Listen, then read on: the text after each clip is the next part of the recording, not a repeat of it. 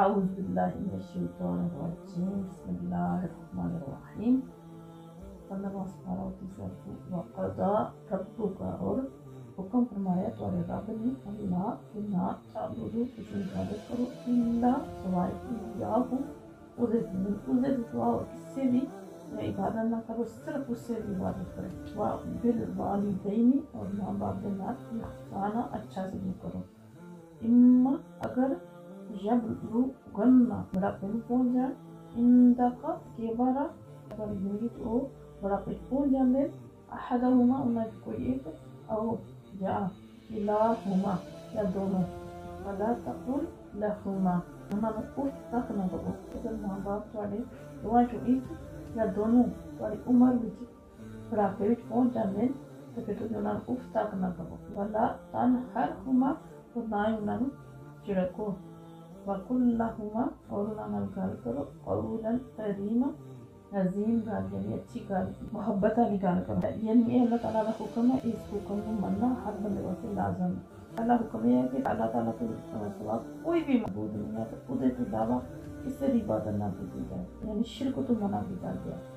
نال ہی تے شرک تو منع کرنے تو بعد اللہ تعالیٰ نے ماں باپ نال حسن سلوک کرنے کا جڑا نا حکم دیتا ہے۔ جس وقت وہ بڑھاپے میں پہنچ جان تو بچوں میں یہی چاہیے کہ اگر انہوں کی صحت بگڑن نہ پی یا وہ خود روزی نہیں کما سکتے، تھوڑے محتاج ہو جاتے ہیں اولاد، تو اولاد کا ایک فرض بنتا ہے کہ انہوں کی خدمت گزاری بھی کرن اور انہوں کی دلجوئی واسطے اپنے آپ کو وقف کر دیں۔ جس طرح انہوں نے ناز اٹھائے، تسی بھی انہوں کی ناز برداری میں کوئی کسر نہ رکھو، تسی بھی انہوں اچھے طریقے نال انہوں کی ناز اٹھاؤ، اور انہوں کی اکھاں جڑیاں روشن ہو جان، اور انہوں نے دل کو جڑا نا تہاڈے واسطے بے ساختہ دعاواں نکلن۔ پھر اللہ فرماتے واخفض، اور چکا دیو، لہما انہاں واسطے، جناح الذل، یہ تواضع اور انکسار دے پاس، رحمہ رحمت، تواضع انکسار اور رحمت دے پاس میں تسی انہاں واسطے جڑا وہ چکا دیو، وقل، اور عرض کرو، رب ارحمہما کما ربیانی صغیرا، یعنی اپنے پروردگار اگے یہ عرض کرو، یار انہاں دواں تے تو رحم فرما، اس طرح انہوں نے منو بڑی پیار اور محبت نال پالے، دسیا گیا کہ تسی اپنے والدین نال جڑے پیش آندے ہو نہایت ہی تواضع دے نال، عاجزی دے نال، انکساری دے نال تسی انہاں نال پیش آؤ، کیونکہ جڑا انسان کدے بھی اپنے والدین دے احسانات دا بدلہ نہیں چکا سکتا، جڑے ماں باپ نے وہ کیتے ہوندے۔ اگر تمہیں موقع ملتا ہے تو تسی اپنی کوشش کرو کہ انہاں کو دعاواں لو، انہاں کو بخشش و مغفرت دیاں دعاواں لیندے رہو، اور اپنے رب اگے بھی انہاں واسطے دعا کرتے رہو کہ اللہ انہاں کو بھی رحم فرما۔ یعنی اللہ تعالیٰ نے والدین حقوق اور حسن سلوک کی اہمیت کو اتنا آیات میں بیان فرما دیتا تاکہ کوئی بھی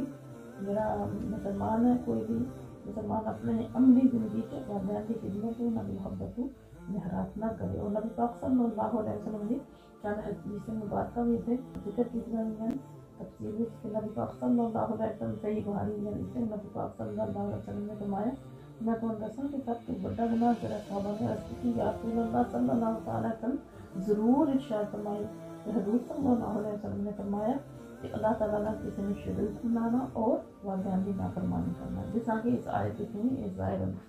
پھر نبی پاک صلی اللہ تعالیٰ علیہ وسلم نے ارشاد فرمایا کہ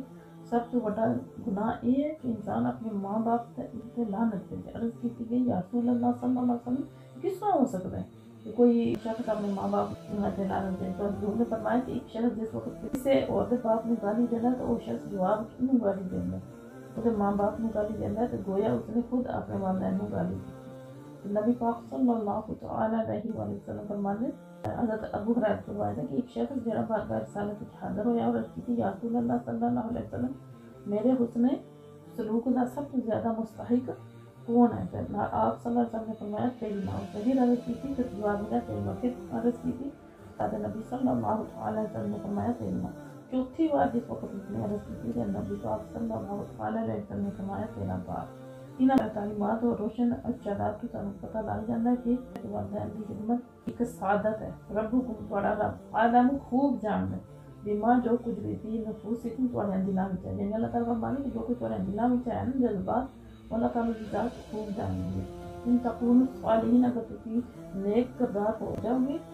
فإنہ تو بے شک وہ کان الاوابین غفورا، توبہ کرنے والے واسطے بہت ہی بخشنے والا ہے۔ یعنی اللہ تعالیٰ کی ذات فرمانے کہ تھوڑے دل میں جڑے والدین کے اطاعت اور فرمانبرداری کے جذبات ہیں جنہاں واسطے دل جو نفرت تھکاوٹ حصہ کتاہٹ تسی محسوس کرتے ہو نا کہ اللہ تعالیٰ خوب جانتا ہے۔ اگر شیطان نے تمہیں اپنے والدین کی اوپر گزار تو بہکا دیتے تو انہیں بھی سمجھ جاؤ اور سچے دل نال جڑا نا انہاں دی خدمت وچ لگ جاؤ اور اپنے سابقہ جنہاں تھوڑے کول غلطیاں انہاں دی خلافی کر لو اور سچے دل نال جھک جاؤ اور غلطی کے بعد آ جائے تو اللہ تعالیٰ معاف کرنے والا اللہ تعالیٰ دی ذات اور معاف کر دے گی۔ وہ آتی اور دیا کرو ذل قربا رشتہ داران حق کا انہاں دا حق والمسکین اور مسکین وابن السبیل اور مسافر میں ولا تبذر تبذیر اور فضول خرچی نہ کرو۔ امید دسیا جا رہے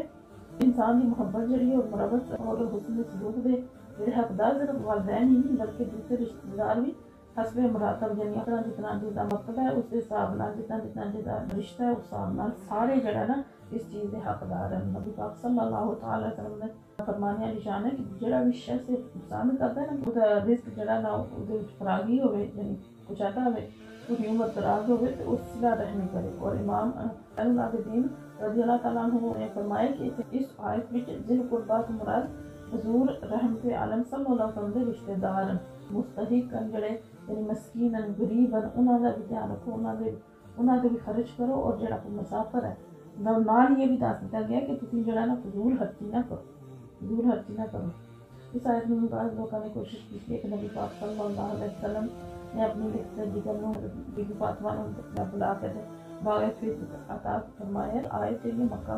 مکرمہ میں نازل ہوئی اور صدق اور خیبر ہجرت کئی سال بعد فتح ہوا۔ اس وجہ نال اس آیت کا اس نال کوئی تعلق نہیں ہے۔ نال یہ دسیا کہ تسی اسراف اور فضول خرچی تو بھی بچو، یہ نہ ہو کہ تسی فضول خرچی کر کے مختلف پریشانیاں میں مبتلا ہو جائے۔ انہاں بے شک مبذرین فضول خرچی کرنے والے قانون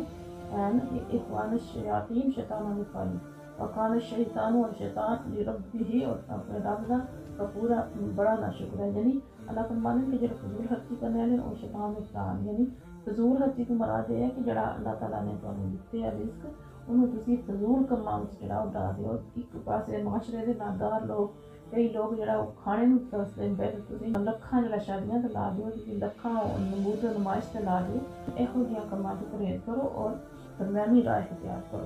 کیونکہ شیطان جو یہی چاہتا ہے کہ تمہیں جڑا وہ اسے پاسے لگے رہو اور شیطان کا خود بھی اللہ تعالیٰ کا بہت بڑا ناشکر ہے۔ فَإِنَّا اور اگر پوری ذنّا تانوں انہم ابتغاء رحمت من ربک تسی اپنے رب دی رحمت خوشحالی ترجوہا متلاشی ہو فقل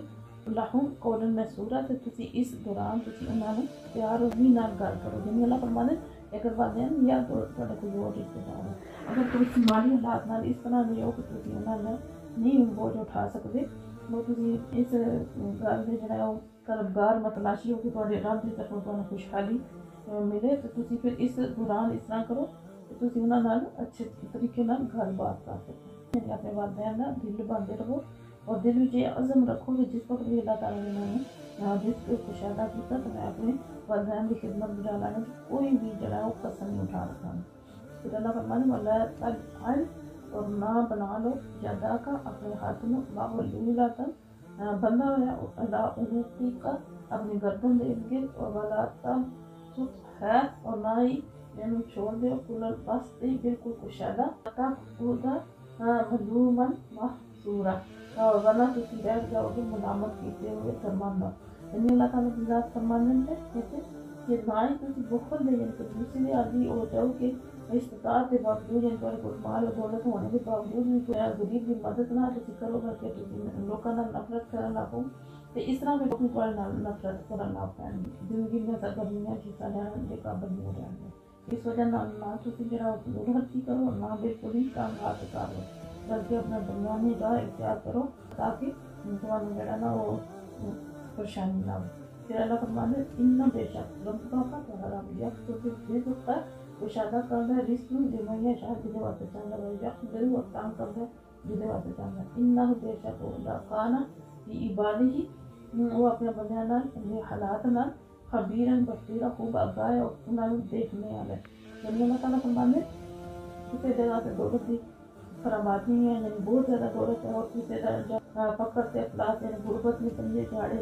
یہ جڑا کشادہ ہونا اور جڑا تنگ ہونا ہے نا جس میں یہ اللہ تعالیٰ کی حکمت جلوہ گری ہے. وہ اپنے بندیاں دے نفع اور نقصان کا خوب واقف ہے. رزق کمانے واسطے حلال اور جائز ذریعہ اپنا اور عقلمندی اور سلیقہ شاعری نال انہوں استعمال کرو.